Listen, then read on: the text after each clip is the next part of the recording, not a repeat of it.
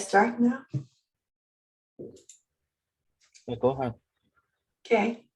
Good morning. Thank you everyone to join the Smart City Talk today.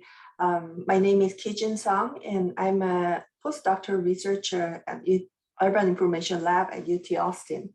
So this talk is a part of the UT Good System project, and the Smart City Consortium is a group for researchers, city officials, and others interested in smart city research and development. So hopefully, you'll find this one is interesting. So today, I'm happy to introduce my former colleague and a project supervisor, Dr. Nathaniel Rosenheim. And his talk today is called Smart Population Data and for Digital Twin. So Nathaniel Rosenheim is a research associate professor in the Department of Landscape Architecture and Urban Planning at Texas A&M University. And his research focuses on the planning methods that connect the economic and demographic data with some community resilience planning. Dr. Rosenheim's work is primarily funded by the interdisciplinary grants from the National Science Foundation and the National Institute of Standard and Technology. Today, his talk is more about his project, including some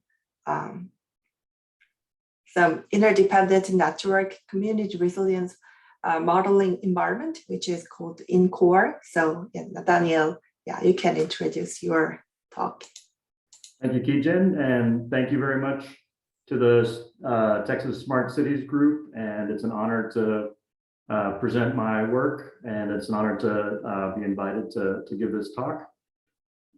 As Kijin said, this is work that's been funded by the National Institute for Standards and Technology, as well as the National Science Foundation, which I'm very much appreciative to have this funding for this work. And also would like to acknowledge the Hazard Reduction Recovery Center, which is where I primarily am housed, as well as the Center for Risk-Based Community Resilience Planning, which is a NIST-funded center of excellence, as well as towards the end of the presentation, I'll introduce INCORE, which is an open source modeling environment that I think some of the people in the Smart Cities group might be interested in using for your research.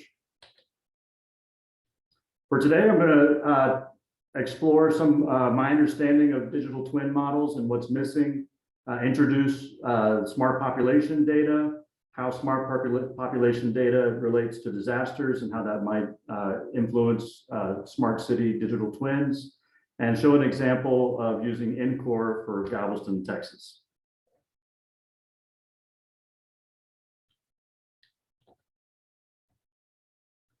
So I actually was watching some of your videos that you had posted, and Kijin had this up last week. Dr. Song had this up last week, your last lightning talk. And this is a similar model that I've seen for some of the work I've done with community resilience planning. And one of the things that I find interesting in these types of models is what is missing. And I would argue that what's missing from a digital twin modeling is the people. I intentionally chose this graphic image of a population and people because it shows that the population is diverse and people have all different stories and lived experiences, and I think that is something that our data that we use for digital twins should reflect. I also argue that within the different layers that are required to develop a digital twin or smart city, we should put the people first, and that the primary layer, the layer that one should explore prior to the terrain or the buildings, is the population data. So what is smart population data? I will say that I'm using the term smart population data in this presentation. It's not usually the phrase that I use, but I think might be a phrase that I adopt.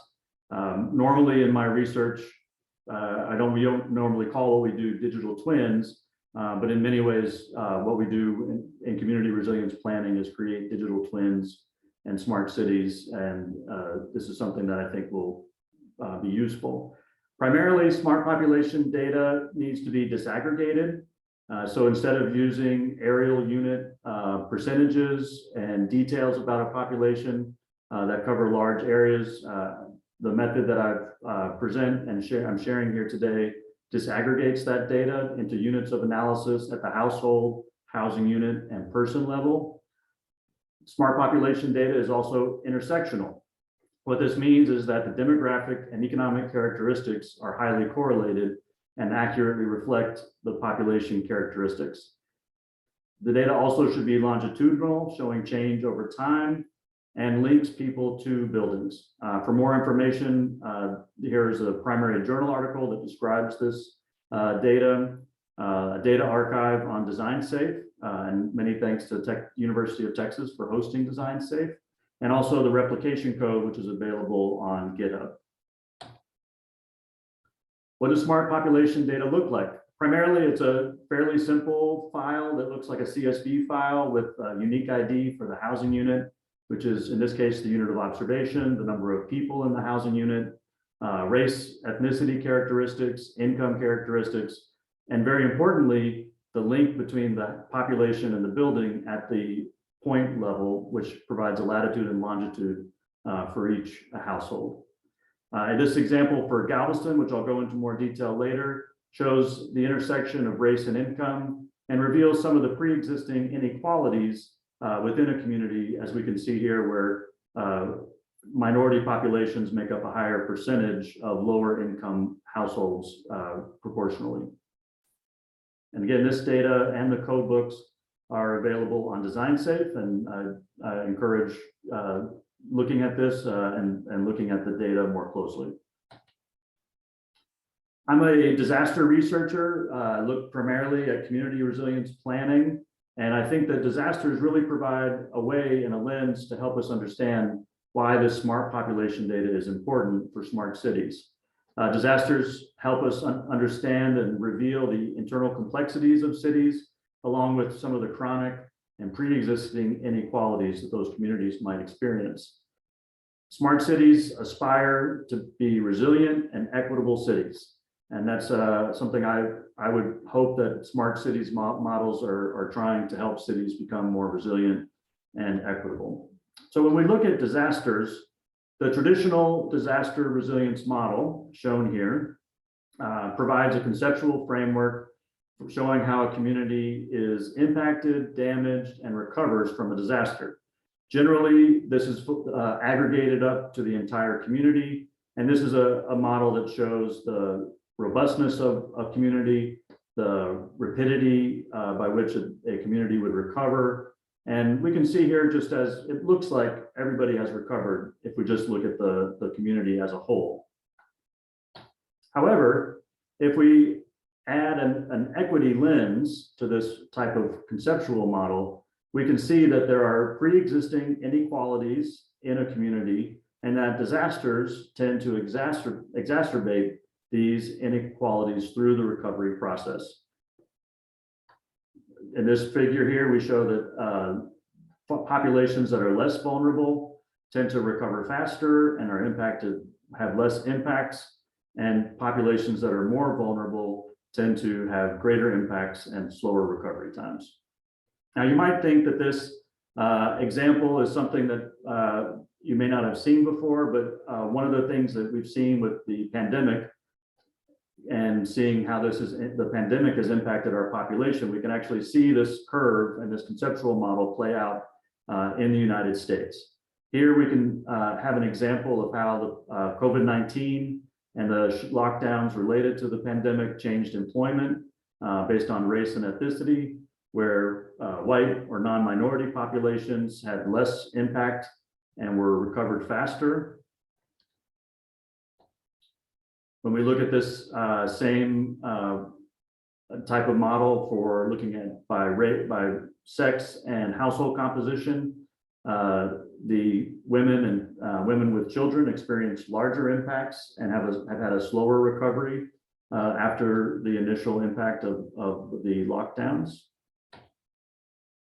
And finally, we can see why intersectional data is important when we look at income groups. Here, again, these are all of three of these examples are related to employment, and lower income groups experience much larger impacts and reductions in employment and have seen a slower recovery after the initial impact of COVID-19. So what I'm trying to show with these three examples is that intersectional data, smart population data, is something that we need to look at in order to understand some of the pre-existing inequalities in communities and how those inequalities are exacerbated by a disaster.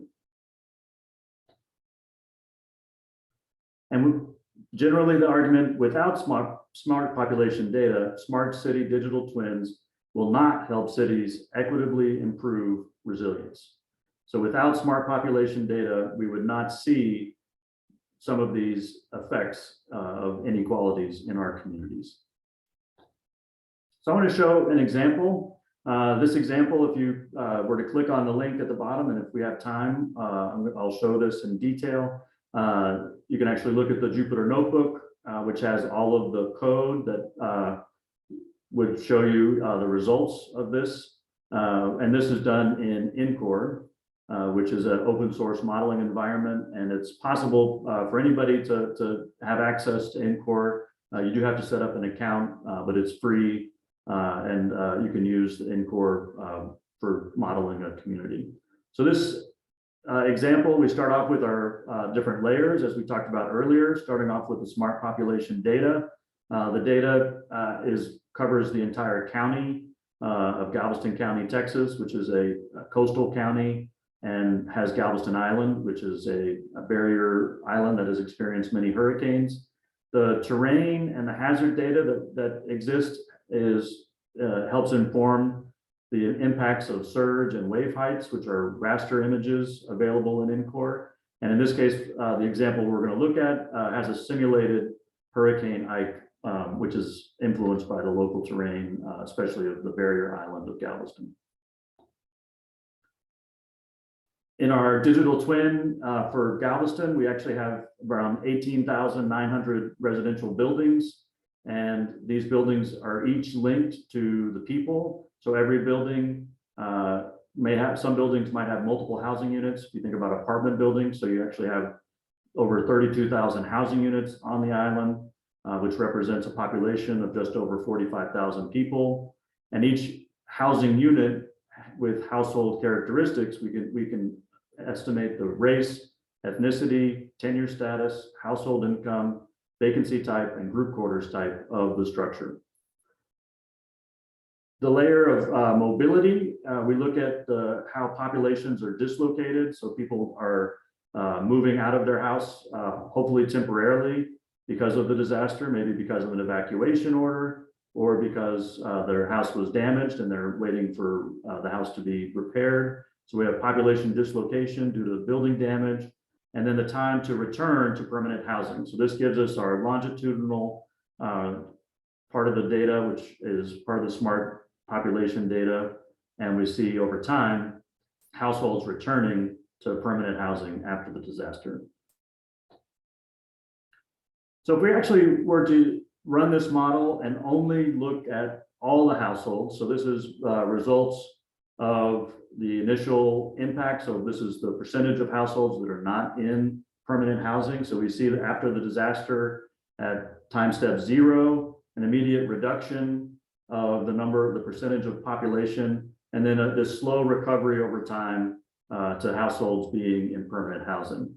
So for the community as a whole, about 95% of the population has returned to permanent housing after about 3 years. And there is a significant percentage, about 5% of the population, who even after 7 years has not returned to their permanent house. So this may be moving around within the community or having to move off the island. When we use the smart population data and look at, in this case, the same recovery process by income, we see a much different picture.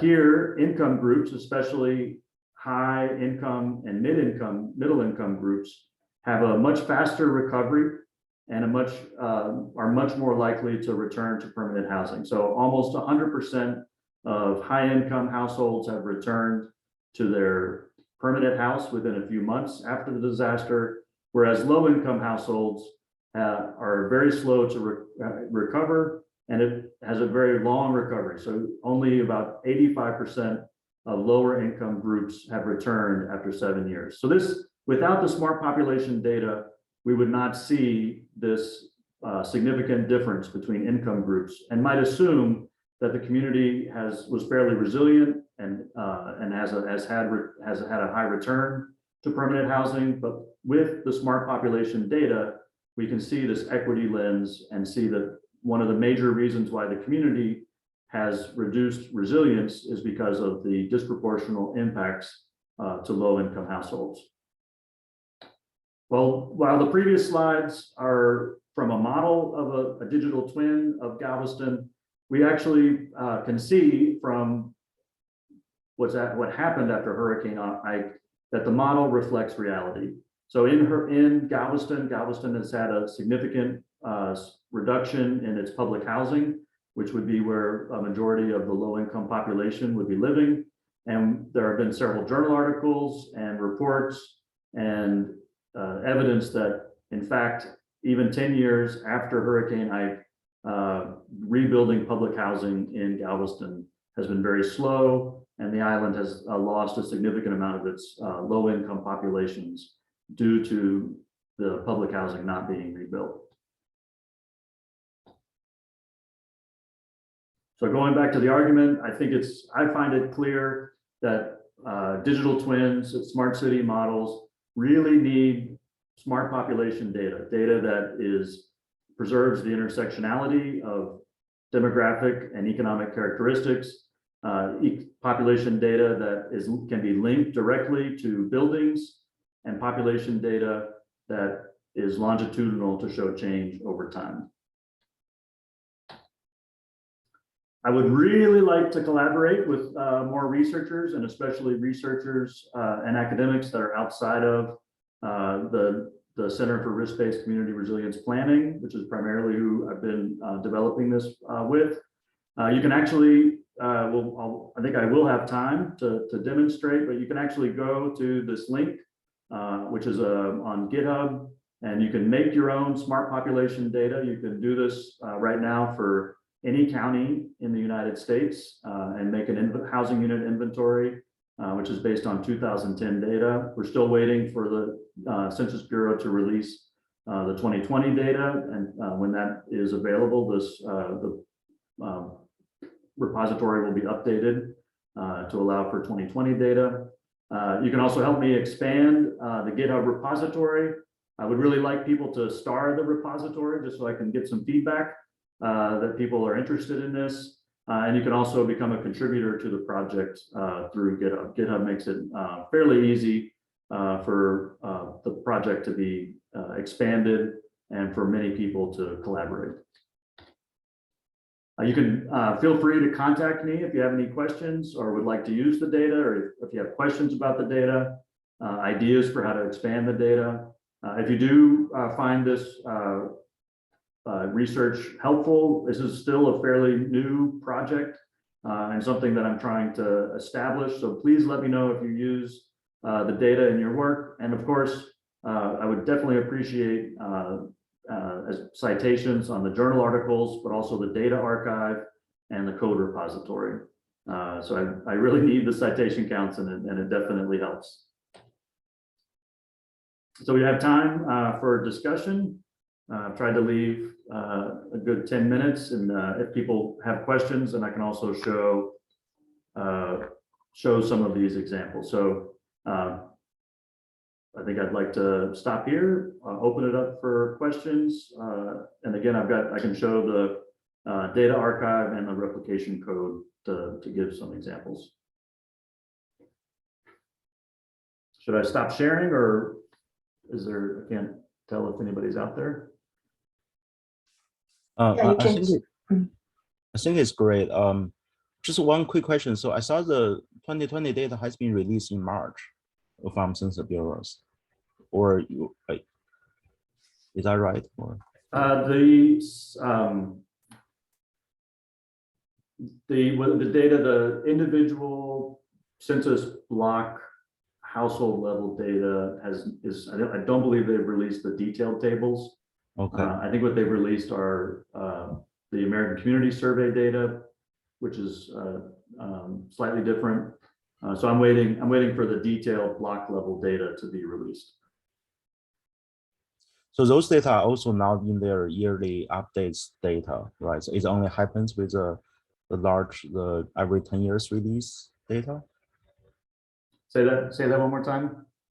So those the data you're needed only released with the 10 years census data, not with the yearly community updates stuff. Correct. Yeah. So to do the detailed intersectional data primarily is based on the decennial census and uses some of the American Community Survey data to add details like the household income.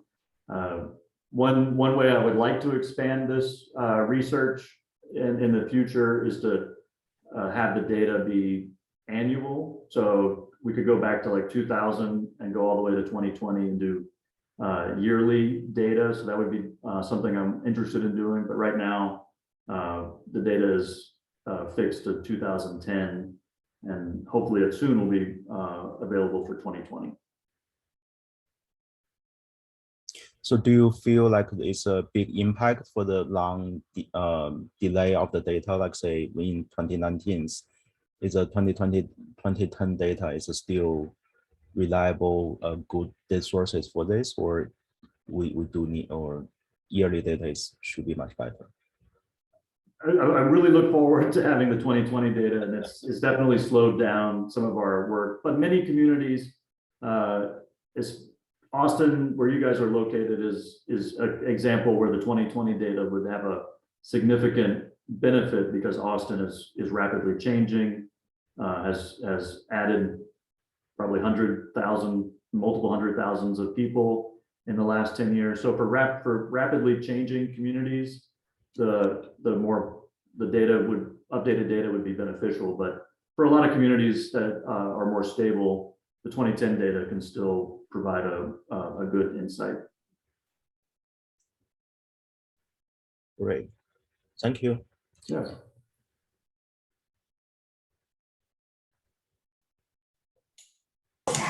Hey, Nathaniel, how are you?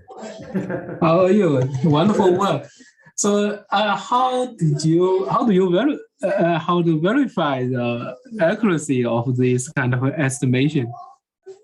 Yeah, that's a very good question. So, partially I verify it by making sure that once the data has been linked to the buildings, that all of the metrics that the Census Bureau reports, all the statistics that the Census Bureau reports, that the household inventory linked, which is called the housing unit allocation method, that those values match what the Census Bureau reports. So that's one level of validation. And then another level of validation is to compare some of the results to survey data. So we have some survey data for some of the communities that we've worked in, and we found that the allocated data does match pretty well to some of the results that we've gotten from the survey data. And by using the block level data, which is usually a fairly small geography, I'm trusting that and assuming that the Census Bureau's efforts to collect that data have provided us with an accurate details at the block level. So that's the number of housing units at the block level, vacancy type at the block level, whether, number of people by different race, ethnicity, characteristics. So that's, building up from the block level. So this is very different from typical synthetic populations, which use PUMS or PUMA level data and census tract level data to create disaggregated results from a high level of geography down. The method that I use builds up the census block. So have you compared your result with other like algorithms such as those who are using, for example, I know some people use remote sensing techniques to help to assign a population, or other people use spatial microsimulation to downscale the data. Have you compared, for example, your results with other algorithm results to see whether there is the advantage or disadvantage? That actually would be an excellent research process, and I don't think it would be very difficult to do. I did initially try to use spatial microsimulation to achieve the same results, and I had some difficulties with getting the correlations and intersectionality to work out, but I would love to work with somebody and do some more validation and comparisons. Yeah, so that's something I also want to suggest our collaboration, because I have an incoming PhD student who she is excellent also in remote sensing analytics. So I have been thinking about at least 3 approaches. One is your approach, the other is spatial microsimulation, and the third one actually those people, especially from remote sensing community, they are using remote sensing using the building footprint. All these other data help to estimate the population distribution. Mm-hmm. So there's a long tradition in remote sensing community in doing this kind of fine scale population redistribution. So certainly, I think now everyone's common interest is we want to allocate people to building level, because building is our daily. Most people even spend 70% of time in the building. Mm-hmm. Right, so that's what you do, is you assign to a building and household level. Right, so for that is we can better understand the unevenness of resilience across human beings or across people.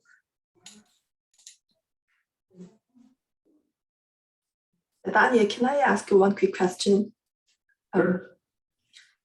So I'm wondering how those smart population data and methodology can be applied to urban studies beyond the disaster research. Do you have any thought about that? I really do hope that right now, because of the grants that I'm on, the focus is on community resilience planning. But I do feel that the applications are much more broad than disasters. So disasters maybe help us see some of the chronic stressors and some of the inequalities of communities.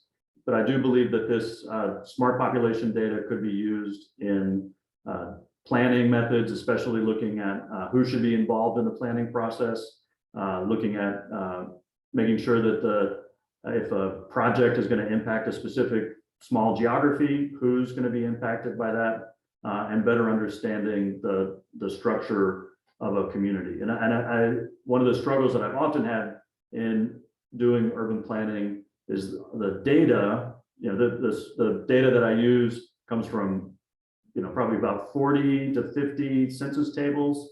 Oftentimes it's very difficult to figure out which tables to use. And so I think this, the way structuring the data, disaggregating the data at the housing unit level and the person level can help us have a easier use and understanding of our communities. Thank you.